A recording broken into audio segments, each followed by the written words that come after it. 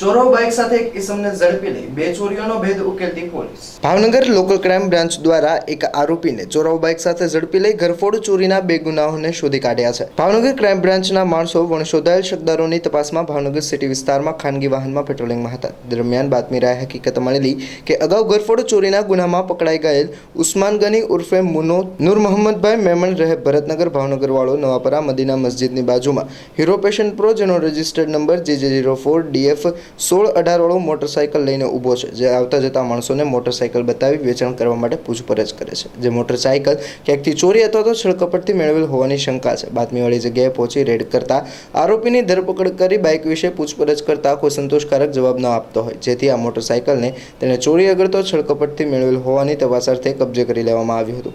પૂછપરછ કરતા તેણે આ મોટરસાઇકલ તેના યુનુસભાઈ પાસેથી મેળવેલ હોવાનું જણાવ્યું અને એકાદ મહિના પહેલા અમદાવાદ શહેરમાં રાયપુર દરવાજાની બહાર BRTS બસ સ્ટેન્ડ સામે આવેલી સોના ચાંદીની દુકાનમાં કરેલી ચોરી તેમજ અમદાવાદ શહેરના વેજલપુર વિસ્તારમાં 5 મહિના પહેલા રાત્રિના સમયે જોહાપુરા સરખેજ રોડ ઉપર કરેલ ચોરીની કબૂલાત કરી હતી। પોલીસે આરોપીને ઝડપી લઈ ગુનો નોંધી કાયદેસરની કાર્યવાહી હાથ ધરી છે।